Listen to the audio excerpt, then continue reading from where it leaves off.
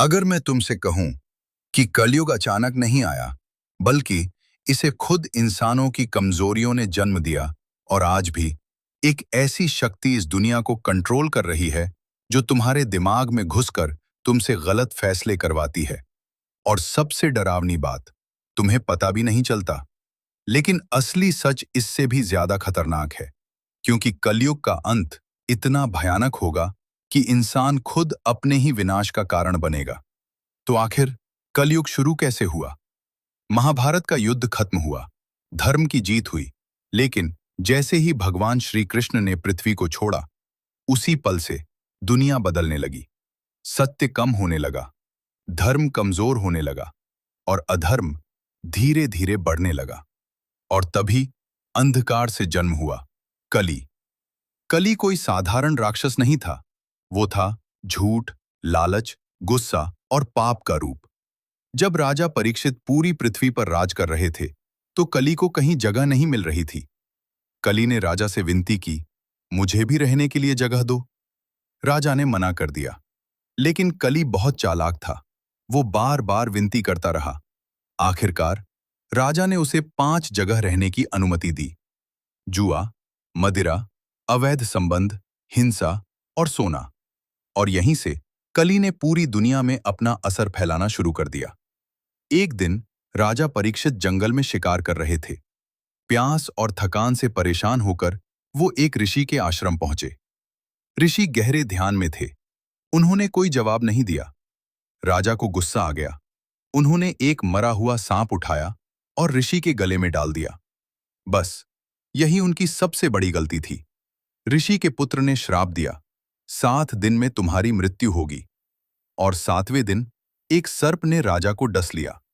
इस घटना के बाद कली का प्रभाव और तेजी से बढ़ने लगा। कहा जाता है, सतयुग में धर्म पूरी तरह मजबूत था, त्रेता युग में थोड़ा कम, द्वापर में और कम, और कलयुग में धर्म सिर्फ एक छोटे से सहारे पर टिका है। आज देखो, झूठ सच से ज्यादा ताकतवर है, लालच इंसान को अंधा कर चुका है, और रिश्ते मतलब के हो गए हैं। ये सब कली का असर है। कली तलवार से नहीं लड़ता, वो तुम्हारे दिमाग में घुसता है। वो तुम्हें उकसाता है, गुस्सा करने के लिए, लालच करने के लिए, गलत रास्ता चुनने के लिए। और धीरे धीरे तुम खुद ही अपने जीवन को खराब कर देते हो। और सबसे खतरनाक बात, तुम्हें लगता है कि ये सब तुम्हारे अपने फैसले हैं। कलयुग कोई सजा नहीं है, ये एक चक्र है। हर युग का अंत होता है और एक नया युग शुरू होता है। लेकिन कलयुग इसलिए खास है क्योंकि इसमें इंसान की असली परीक्षा होती है। यहां सही रास्ते पर टिके रहना सबसे मुश्किल है। शास्त्रों के अनुसार जब पाप अपनी सीमा पार कर देगा, जब इंसान अपने ही परिवार का दुश्मन बन जाएगा, जब सच बोलने वाला अकेला रह जाएगा, तब होगा कलयुग का अंत। और तब आएंगे भगवान विष्णु का अंतिम अवतार, कल्कि सफेद घोड़े पर सवार, हाथ में दिव्य तलवार। वो समाप्त कर देंगे हर अधर्म को, और फिर दुनिया एक बार फिर बदलेगी और शुरू होगा सतयुग।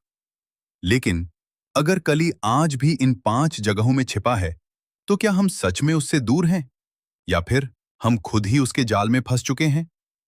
अगर तुम इस रहस्य को पूरी तरह समझना चाहते हो और जानना चाहते हो कि कल की अवतार कब आएंगे, तो अभी इस चैनल को सब्सक्राइब करो, क्योंकि अगली वीडियो में मैं बताऊंगा वो सच्चाई जो तुम्हारी सोच हिला देगी।